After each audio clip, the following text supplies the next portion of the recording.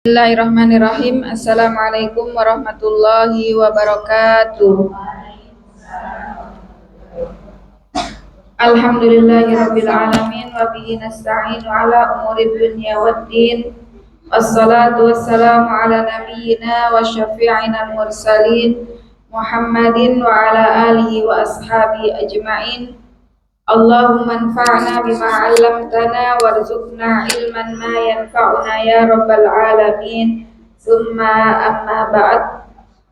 Qala Allah ta'ala fi kitabihil karim, amman yabda'ul khalqa summa yu'iduhu wa man yarzuqukum minas sama'i wal ardh a ilahum ma'allah qul hatu burhanakum in kuntum shadiqin.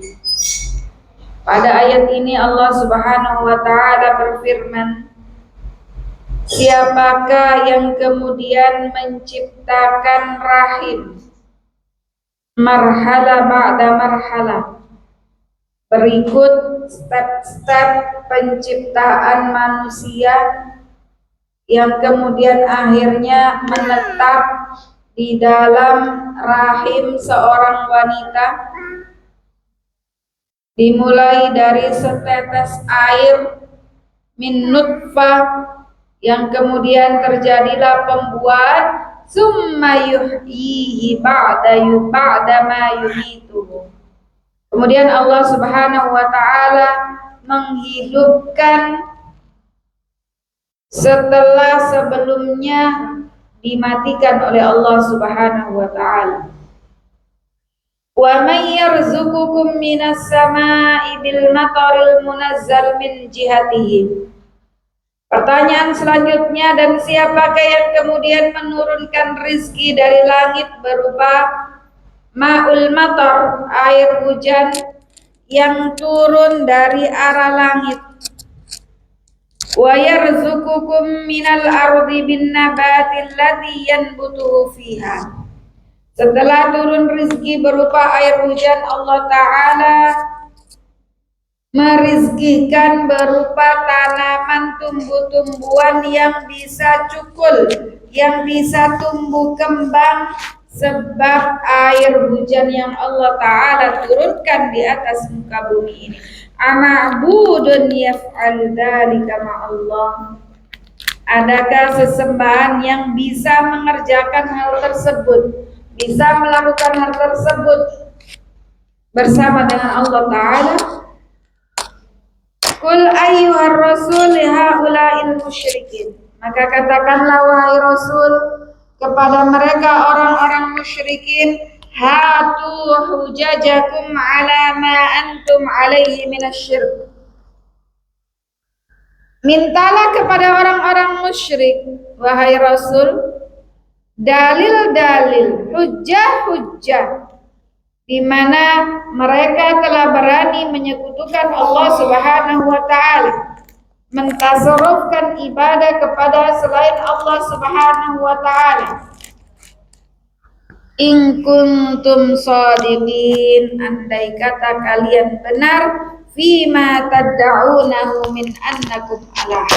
Orang-orang yang musyrik, kafir musyrik, andai apa yang kalian katakan benar, maka berikan kepada kami hujjah, dalil-dalil bahwa kalian berada pada kebenaran.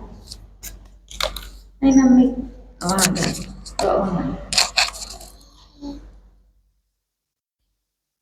Qul la ya'lamu man fis samawati wal ardi al-ghaiba illa Allah wa ma yash'uruna ayyana yub'atsun. Qul ayyuhar rasul, katakanlah wahai Rasul, la ya'lamul ghaiba man fis samawati minal malaikah. Wahai Rasul, katakanlah bahwasannya tiada seorang pun yang bisa mengetahui ilmu ghaib, baik penghuni langit dari kalangan malaikat, wala man fil ardi minan nas, begitu juga penghuni bumi dari kalangan manusia. Tidak ada yang mengetahui ilmu ghaib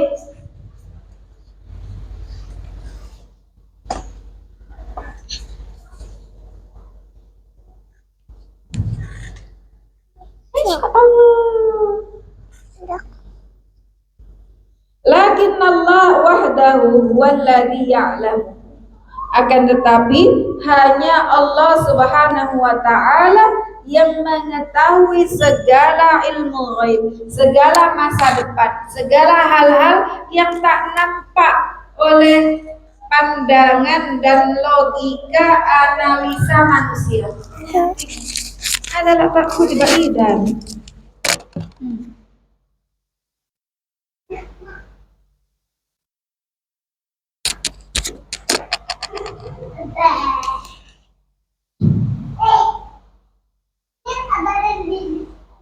Wa ma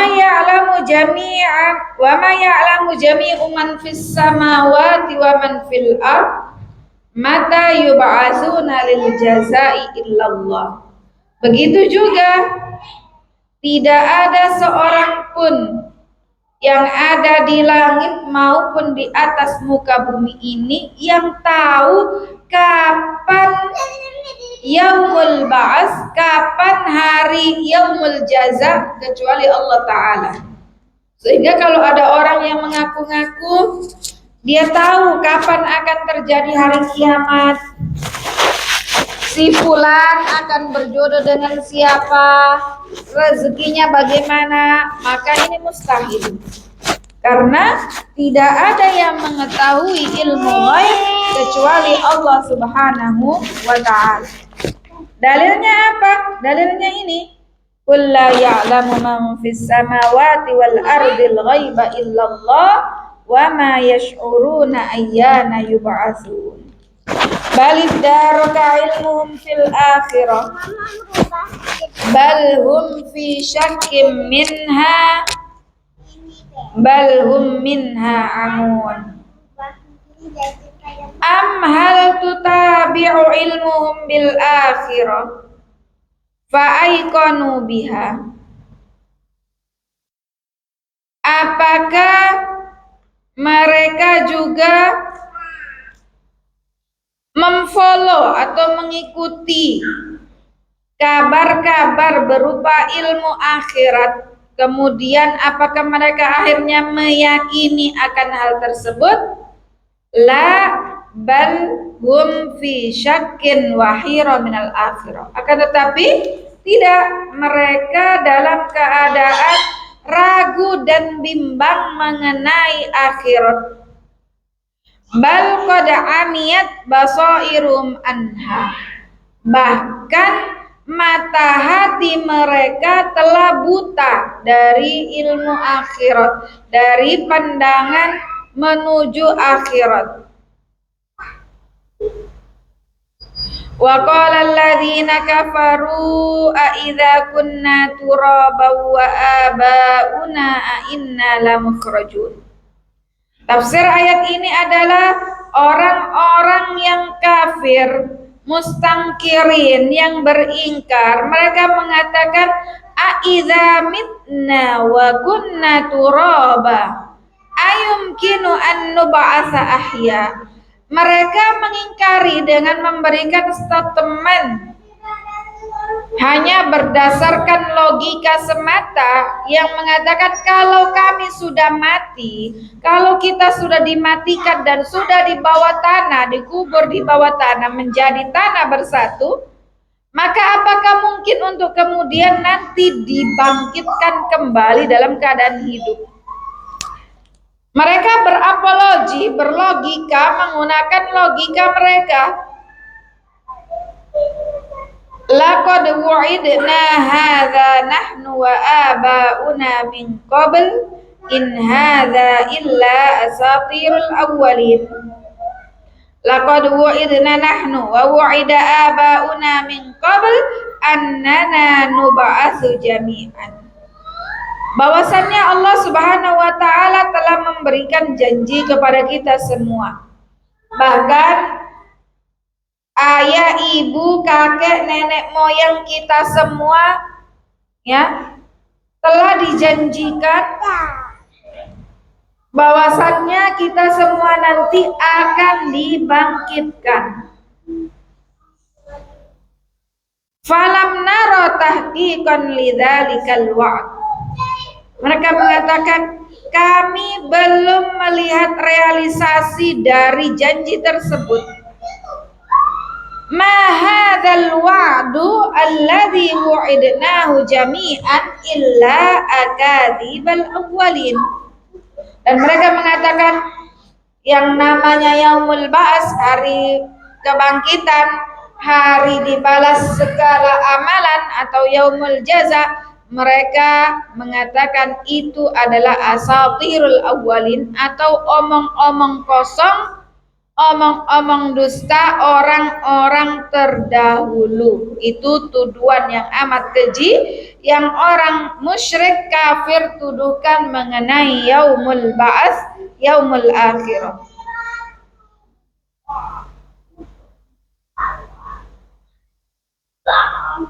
Qul siru fil ardi fanzuru kaifa kana akibatul mujrimin. Qul ayyuhar rasul lihaula'il munkirina lil ba'si. Katakanlah wahai Rasul kepada mereka orang-orang yang mengingkari hari kebangkitan.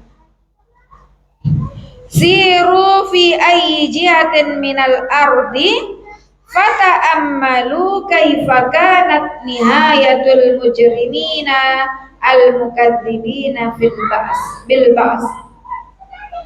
Maka Rasulullah diperintahkan oleh Allah Subhanahu wa taala untuk mengatakan kepada orang-orang yang ingkar kepada yaumul ba'ats, coba kalian berjalanlah menuju ke belahan bumi dan berfikirlah, tadaburkanlah bagaimana akhir kisah dari orang-orang yang mendustakan hari kebangkitan.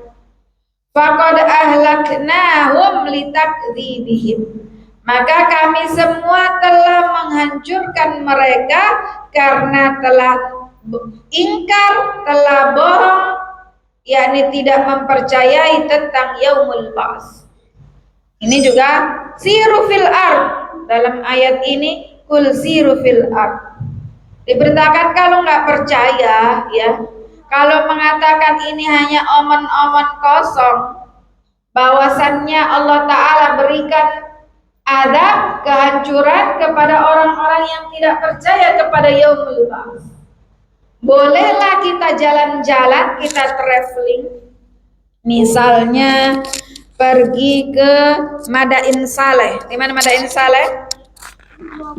Utara Madinah Al-Munawwarah, yang mana dalam Al-Quran disebutkan faqad ahlaka adanil ula, yakni Madain Saleh atau Al-Ula, yang sekarang beberapa jamaah umroh ada juga yang ke Al-Ula, di mana sabda Nabi SAW untuk kita bersegera kalau melewati tempat-tempat yang sudah Allah turunkan azab di situ, sehingga itu sebagai bentuk harapan dan doa, amit-amit jangan sampai kita itu diazab, ya. Tapi ada beberapa tempat yang menurut beberapa pakar mengatakan tidak semua Al-Ula dilarang untuk dikunjungi, yakni hanya beberapa tempat yang di situ diturunkan azab. Kemudian ada lagi juga di Yordan, tempat di mana Allah turunkan azab kepada kaum Nabi Lut di tafsir yang pekan lalu, ya. Allah turunkan azab di kaum Nabi Lut di mana mereka mengingkari yaumul ba'ats, tidak beriman kepada dakwah Nabi Lut alaihissalam, sehingga di tempatnya itu ada semacam kayak gua. Di situ tempat Nabi Lut dan kedua putrinya mencari tempat aman ketika Allah turunkan azab kepada kaumnya. Dan ada semacam kayak bukitnya itu di atas, entah itu bagaimana, dikatakan itu patung, ada kayak patung batu gitu yang menoleh ke belakang, sebagaimana dikisahkan dalam Al-Quran. Allah melarang dalam tafsir yang kita bahas pekan lalu atau di surat sebelumnya yang telah kita bahas, Allah melarang untuk jangan menoleh ke belakang, ya kan? Nah, istrinya Nabi Lut, dia melanggar, dia menoleh ke belakang. Jadi ada patungnya itu dia menoleh ke belakang. Batu di atas bukit. Saya lihat di video. Saya belum pergi ke sana juga, belum pergi ke Yordan. Mungkin nanti bisa sama-sama ya. Amin. Ya. Kemudian ya, kalau di Al-Ula itu madain saleh, kaum Nabi Saleh ya, yang diadab oleh Allah Subhanahu wa taala. Makanya disuruh kul siru fil ardi, jalan-jalan sana. Traveling sana, lihat bagaimana Allah taala menghancurkan kaum-kaum yang ingkar, yang tidak percaya kepada yaumul ba'ats.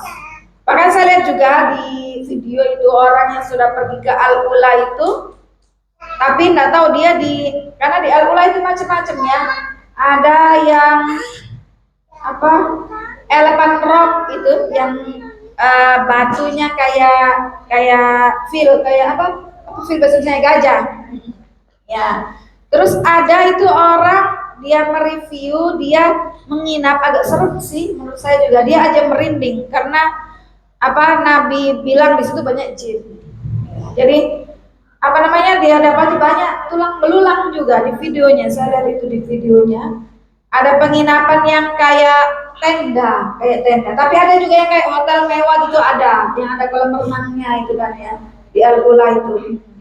Jadi tujuan kita sebenarnya kan untuk mentadabburi ya, bahwasanya Allah benar loh turunkan azab di sini. Ya. Kemudian kalau kita misalnya ke Laut Merah, Al-Bahrul Ahmar, di mana di situ Allah Subhanahu wa taala azab siapa? Firaun. Ketika Nabi Musa dikejar oleh Firaun, ya mungkin nanti bisa kita jalan-jalan ke Bahrul Ahmar gitu. Ya. Ke beberapa situs-situs sejarah para nabi ya. Kalau sekarang kita bisa jalan-jalan online dulu, virtual ya. Bahkan ada juga di video itu sumur di mana Nabi Musa dicemplungkan saudara-saudaranya itu. Nabi Yusuf ke Nabi Musa, afwan. Itu berada di Galilea. Galilea itu perbatasan Palestina ke arah Mesir. Itu ada sumurnya itu. Ya sumurnya dulu dalam, tapi sekarang cuma tinggal 1 meter kedalamannya. Ada sumurnya juga. Di tempat yang sepi, bagaimanakah?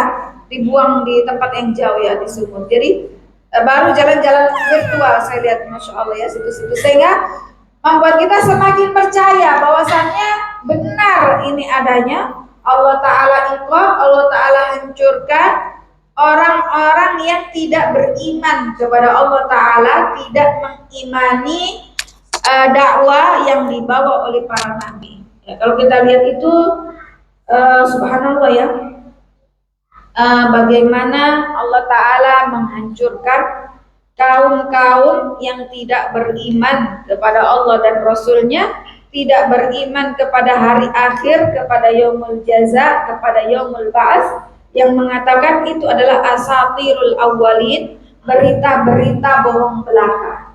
Tujuannya seperti itu. Jadi bahkan di Laut Mati, tahu Laut Mati? Laut Mati itu tempat ditenggelamkannya umatnya Nabi siapa ya? Yang itu loh. Kalau kita berenang di situ kita nggak tenggelam, mengapung kita. Walaupun nggak bisa berenang, mengapung karena saking tinggi kadar garamnya di situ. Makanya namakan Laut Mati. Dan tidak ada ikan yang bisa hidup di laut itu. Saking tinggi kadar garamnya. Menurut penelitian juga, para saintis mengatakan karena tinggi garam di situ karena banyak umat terdahulu yang ditenggelamkan di situ itu, sehingga mineral-mineralnya itu tinggi sekali. Maka tidak ada hewan makhluk hidup yang bisa hidup di situ. Bahkan manusia nyemplung di situ pun ngambang di Laut Mati itu. Kadar garamnya tinggi sekali, mineralnya tinggi sekali, dan memang di situ dihancurkan Allah adab salah satu umat yang memang tidak mempercayai yaumul ba'ats. Nah itu makanya diberitakan kul siru fil ardi fanzuru kaifa kana akibatul mujrimin. Jalan-jalan, traveling, ya untuk kita melihat ini loh, di sini tempat. Tapi kalau di tempat-tempat yang adab kita bersegera, ya sehingga naudzubillah jangan sampai pas di situ diturunkan adab juga naudzubillah. Jadi bersegera. Jadi kayak al-ula itu tidak semua al-ula termasuk yang dilarang dalam hadis Nabi SAW. Hanya bagian yang di situ dijatuhkan Allah timpakan adab. Jadi sekarang kan banyak ya orang-orang yang jalan-jalan ke al-ula, tapi harus merogoh kocek yang cukup besar. Bagaimanakah di ini tidak pemukiman tandus baru dibikin villa-villa, ya pasti mahal ya, mahal sekali. Jadi saya lihat videonya itu orangnya yang orang Indonesia yang ke situ saja itu agak merinding juga dia merinding juga. Dan dia temukan nggak tahu banyak tulang-tulang berserakan, tulang-tulang, entah tulang apa. Qul siru fil ardi fanzuru kaifa kana akibatul mujrimin. Wala tahzan alaihim wala takun fi dhaiqin mimma yamkurun.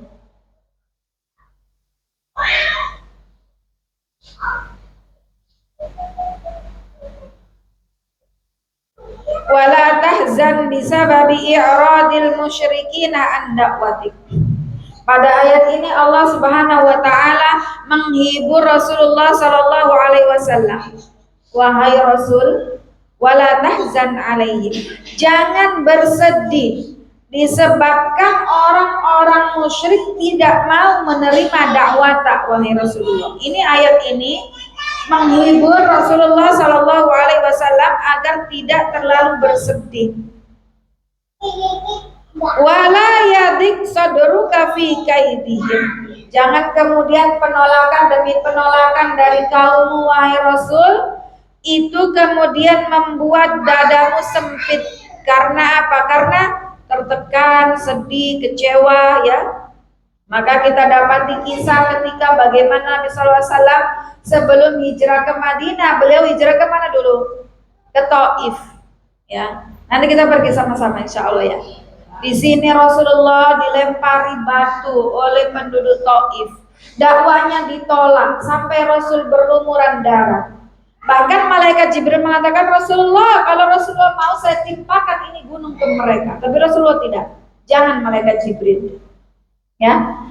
Penolakan yang luar biasa dari kaum kufar Quraisy dakwah Rasulullah Shallallahu Alaihi Wasallam. Kalau sekarang bisa kita nikmati sambil wisata, kita naik teleferik ya, dari atas kita bisa melihat bagaimana ya Allah Rasulullah berdakwah di gurun panas kayak begini. Belum lagi tidak datar kayak jalanan di Kendari, tapi naik turun ya, kemudian dilempari batu sampai berdarah-berdarah. Subhanallah. Jadi ayat ini menghibur Rasulullah Shallallahu Alaihi Wasallam.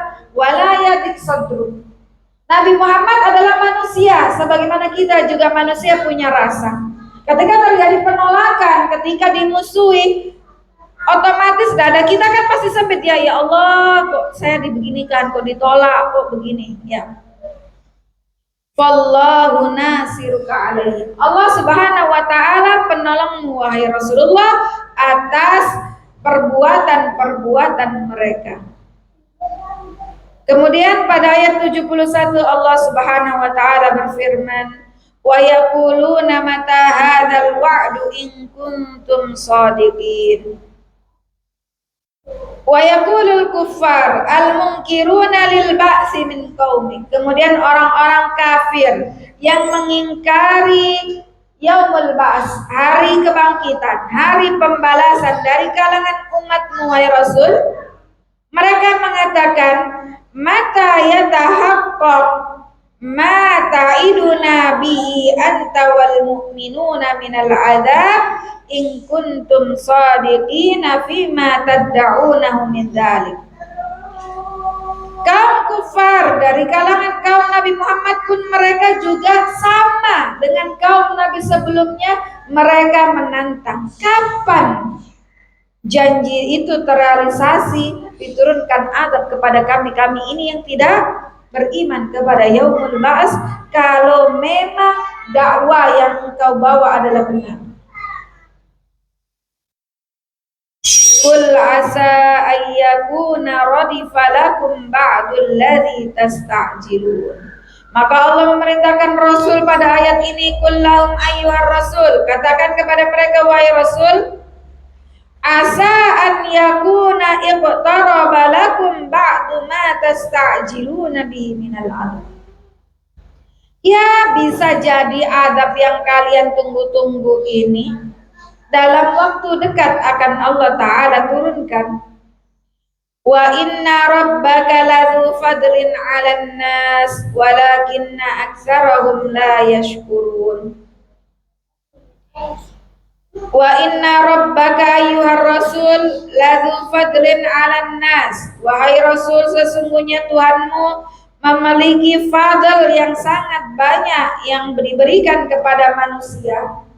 Salah satunya adalah Allah Subhanahu wa Ta'ala tidak menyegerakan azab kepada kaum Nabi Sallallahu Alaihi Wasallam karangan kufar yang tidak beriman kepada yaumul ba'ats, yang berbuat kepada kemaksiatan, walakinna mu'dhaman nas la yashkuruna Allah ala ma yan'amu bi alaihim.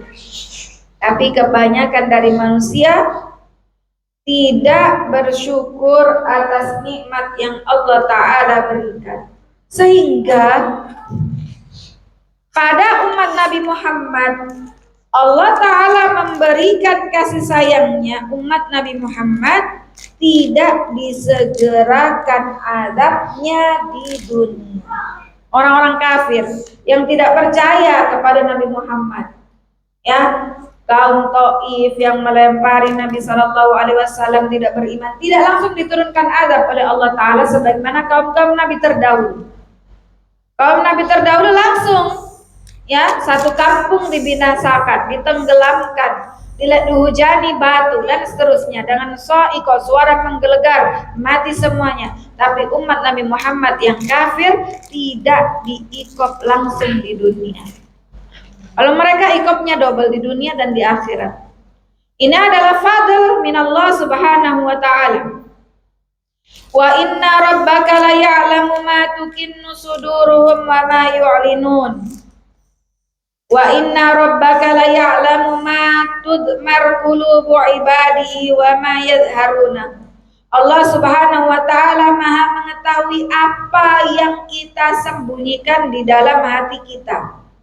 Allah Subhanahu wa Ta'ala mengetahui apa yang kita tampakkan, dan semuanya itu tidak ada yang luput dari ilmu Allah Subhanahu wa Ta'ala, dan akan diganjar kebaikan dengan kebaikan, keburukan dengan keburukan, yakni naru jahannam.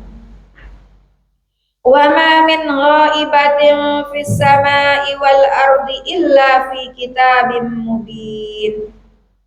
Wa ma min syai'in ghaibin 'anil nasi fis sama. Tidaklah sesuatu yang gaib dari pandangan manusia di langit, yang apa yang ada di langit, wala ghaibin anhum fil ardi, dan tidaklah apa-apa yang tidak nampak oleh pandangan manusia di muka bumi ini, illa huwa fi kitabin mubayyan wa huwal lauhul mahfuz. Semuanya sudah difotokopi, bukan difotokopi, aslinya malah. Semuanya sudah dicatat, sudah dikadar, sudah ditaksir, semuanya tertulis di lauhil mahfuz, kitabim mubin. Apa maksud dari tafsir illa fi kitabim mubin? Adalah tafsirannya al-lauhul mahfuz. Inna hadzal qur'ana yaqussu ala bani Israila aktsara alladzi hum fihi yakhtalifun. Sesungguhnya Al-Qur'an yang Allah Ta'ala turunkan kepada Nabi Muhammad sallallahu alaihi wasallam Di dalamnya juga mengisahkan kisah-kisah Bani Israel, di mana mereka banyak sekali berbuat menyelisih nabinya, ya. Mereka banyak melakukan penyimpangan-penyimpangan yang ini dijelaskan, disebutkan, dikisahkan kepada kita semua, termaktub di dalam Al-Qur'anul Karim. Ya mas kalian azani Allah wa iyyakum jami'an. Min fawaidil ayat, yang pertama ilmul ghaibi mimma ikhtassa bihillah. Ilmul ghaib, mengetahui hal-hal yang ghaib, itu adalah kekhususan yang dimiliki oleh Allah Ta'ala. Faddu'a'uhu kufur, faddi'a'uhu kufur. Maka siapa yang ngaku-ngaku bisa mengetahui masa depan, bisa tahu hal-hal gaib, maka ini adalah kekufuran. Jadi kalau ada orang datang ke kita, Umu Ayu mana uang tak, Umu Ayu punya uang berapa? Saya cuma punya uang 1 juta, saya bisa gandakan uang tak Umu Ayu menjadi 100 kali lipat. Jadi berapa itu 1 juta 100 kali lipat? Ya, berapa? Itu jangan kita percaya. Tapi banyak kejadian-kejadian yang datang profesor, doktor, dulu ya, ada kasusnya kan? Menggandakan uang. Sulawesi banyak yang datang itu, pergi ke Jawa. Doktor, kalangan akademisi, pergi ke sana. Di mana tempatnya saya lupa, pokoknya di Jawa. Ya, beritanya ya, ada ya. Banyak. Kok laku percaya? Sekarang juga, kalau misalnya, ya ini baru urusan dunia ya.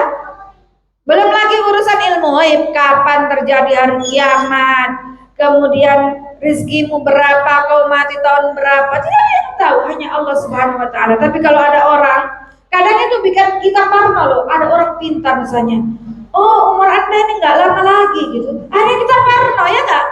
Karena kita nggak pergi ke dukun, tidak, tapi tiba-tiba ada orang datang ke rumah bertamu atau apa, ngobrol-ngobrol, saya bisa baca aura atau apalah gitu. Oh auranya nggak bagus, ini kayaknya usia Anda cuma sekian. Akhirnya kita parno kan, ya Allah saya sudah mau mati nih, sudah itu orang pintar yang bilang. Ada begitu tak? Kadang di fotokopi selebaran tahun sekian akan terjadi hari kiamat, sudah pergi kita selamatkan aset-aset. Jadi jangan mudah percaya, apalagi urusan dunia. Contoh, apa namanya, itu urusan akhirat lebih-lebih ya. Urusan dunia saja yang bisa kita lihat kasat mata atau bisa kita analisa. Muadi, berapa uangmu? 5 juta. Kau ini invest ke saya Muadi, kau tidak perlu kerja, ongkang-ongkang kaki, tiap bulan kau dapat dari hasil investasimu ini, Muadi, dari 5 juta, saya kasih kau 1 juta, itu kau dapat selama 2 tahun misalnya. Tiap bulan 1 juta, berarti berpikir uang 5 jutaku, 1 bulan 1 juta kali 12 juta kali 2 tahun 24 juta. Saya cuma modal 5 juta, hai, saya dapat berapa? 24 juta tanpa saya harus berisiko. Bulan pertama cair betul, betul tahu cair. Bulan kedua cair, habis itu dibawa kabur. Banyak. Makanya ini akal sehat kita gunakan, berpikir logika. Bank saja, kita naruh uang tak di bank berapa, ada uang berapa, Udin uangnya di bank misalnya 0,5 M, 500 juta. Kita cek itu, mau bank syariah, mau bank konven, berapa bagi hasilnya? Apakah besar? Tidak. Dari 500 juta misalnya, cuma per bulannya berapa? 1 juta lebih, cuma segitu. Nah, kalau kita diinikan, ya, diakal-akalin orang dengan bahasa ini kita bisnis, ya kan? Itu money game itu. Nggak ada produk yang dijual, beda dengan produk yang dijual, ya. Saya misalnya ambil barang Udin, saya jualkan. Ini di bawah. Misalnya saya jualkan barangnya Udin, katakanlah piring satu lusin berapa Udin, dari Udin harganya satu lusin itu 300. Sedangkan Udin jual ecer 350. Kita bisa menjual 350, untung 50 per lusin, atau kita up lagi karena ada biaya-biaya. Saya up karena saya jualnya di Morowali, saya up dari 350 tadi, 300 dikasih Udin jual sendiri 350 ecer, saya jual di Morowali 450. Ada untungnya? Ada. Karena ada perjalanan, ada segala macam ya, amat. Maka itu jelas ada jual beli, ada produk yang dijual, ada uang sebagai nilai tukar dari barang yang dia peroleh. Itu jelas. Wa halallahu al-bai'a wa harrama riba. Allah menghalalkan jual beli dan mengharamkan riba, jelas. Beda dengan money game, tidak ada usaha yang dikerjakan. Tapi ya itu bahasanya investasi atau bisnis Umadi. Umar sudah berpikir jauh, enaknya nih bahwa saya bisnis ini saja berapa untungku, enaknya cuma 5 juta saya dapat 24 juta. Iya, cair 1-2 kali, habis itu bawa kabur. Ya, ada banyak perusahaan atas nama apa? Pohon Maska, banyak itu ya yang. Nah, ini contoh-contoh perbuatan konyol yang kita percaya aja. Menggandakan uang dari Sulawesi pergi jauh-jauh ke Jawa. Waktu saya masih tinggal di Jawa, orang Sulawesi kaya-kaya pergi ke Jawa menggandakan uangnya itu. Korbannya kan di up ya, di media ya, di TV. Waktu saya masih kecil itu kayaknya. Nah, itu ya, ya Allah Rabbi. Itu adalah bagian dari pelajaran dari ayat ini. Jadi kalau ada orang yang ngaku ilmu gaib, kok itu nanti ada penyakitmu begini. Ternyata kebetulan kok sama yang disampaikan oleh itu. Nah, itu kan kadang bikin kita, berarti dia betul. Pernah kan begitu kadang kita dibilang orang jauh-jauh begitu, ternyata kejadian juga. Nah, itu adalah was-was syaitan, ya. Kalaupun terjadi ya bisa jadi kebetulan atau dia punya jin menyuri kabar dari langit. Istasrofas sam'ah fa'atsba'ahu syihab. Nah. Kemudian yang kedua, al-i'tibar bil umam as-sabiqah min haitsu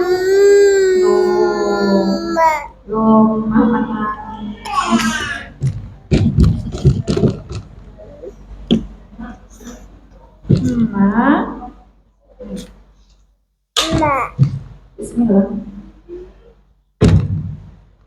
Ahmad. Halas. La tadrib al-maktab. Ahmad.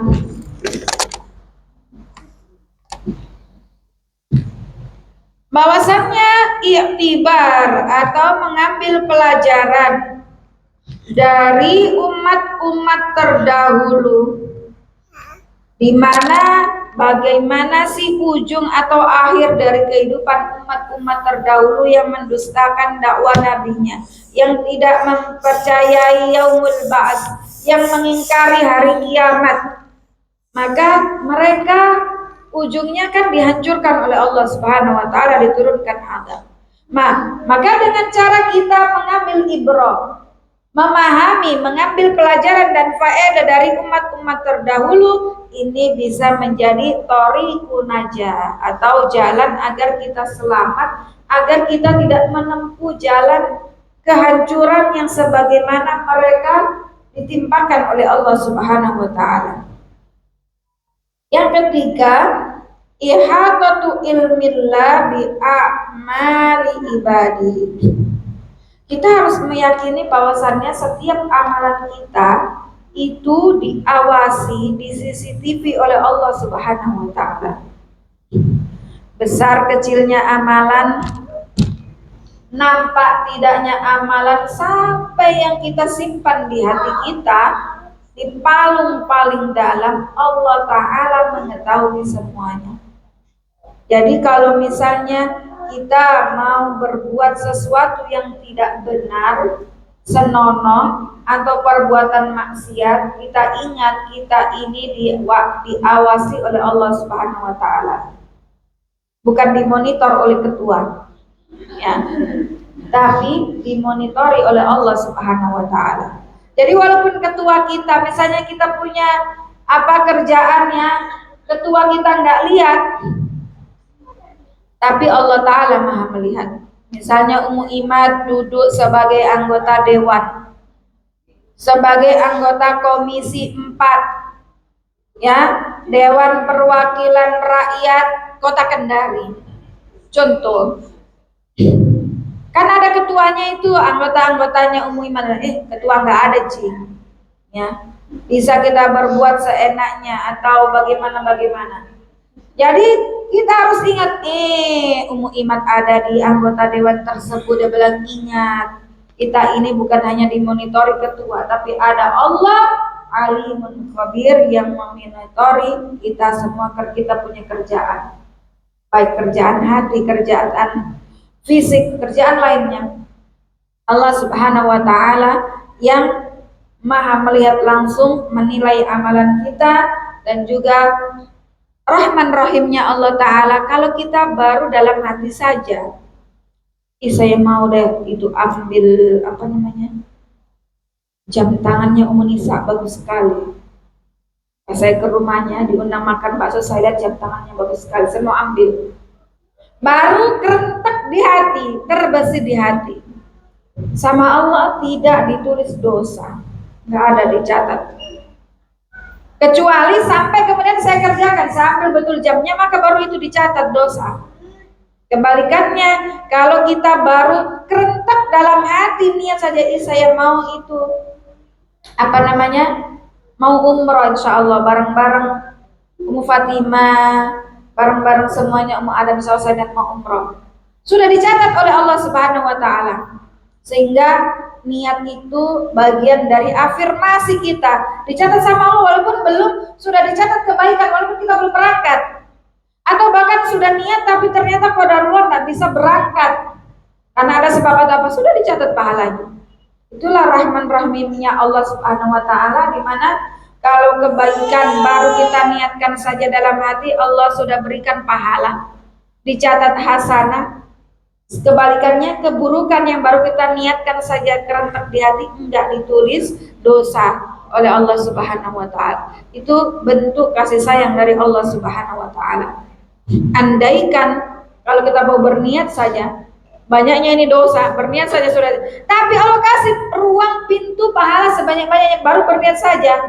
Walaupun ya Allah, nanti kalau saya kaya, ya Allah sebanyak uangku saya mau pergi umroh, saya mau menyumbang banyak-banyak, misalnya, sudah dicatat kebaikan. Betul Allah kasih kaya, bisa menyumbang, bisa apa namanya, berumroh, bisa apa namanya, banyak berbuat baik dan memberikan manfaat kepada orang lain, masya Allah. Sehingga niat-niat baik ini jangan terhenti hanya di hati kita realisasikan, sehingga pahalanya bukan cuma satu, tapi berlipat-lipat dan dilipatkan oleh Allah Subhanahu wa taala. Yang terakhir, tashihul Quran linhirafati bani Israil wa tahrifihim likutubihim. Jadi dalam Al-Quran disebutkan, dikisahkan bagaimana penyimpangan-penyimpangan yang dilakukan oleh Bani Israel.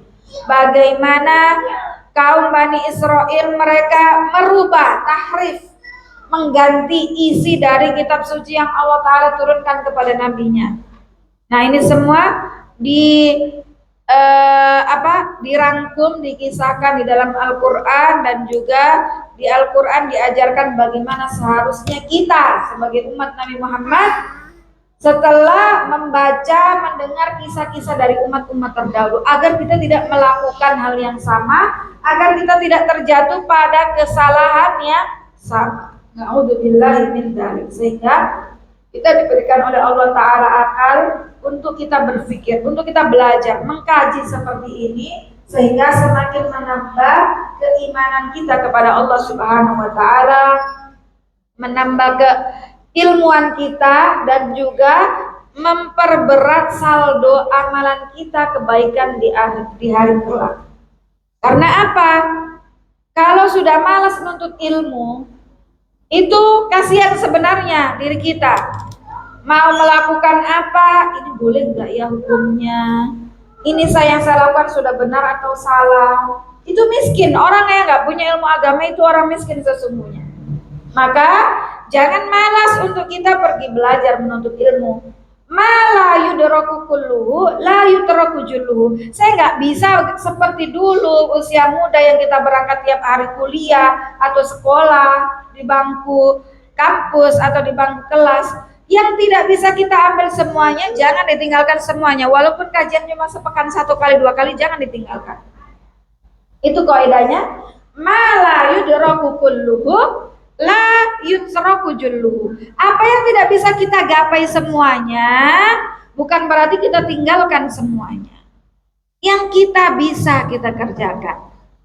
Misalnya puasa sunnah, kita nggak bisa semuanya. Ya udah kita ambil yang bisa. Misalnya, puasa Syawal 6 hari terlalu berat buat saya. Nanti saya mulai lagi misalnya puasa apa namanya yang terdekat habis ini, Ayamul Bid, atau nanti puasa Muharram ya, Tasu'a Asyura cuma 2 hari atau Asyuranya saja, atau nanti puasa Arafah saja cuma sehari. Jadi apa yang tidak bisa kita kerjakan semuanya, jangan ditinggalkan semuanya. Salah satu orang, insyaallah. Baik, demikian kajian tadabbur dan tafsir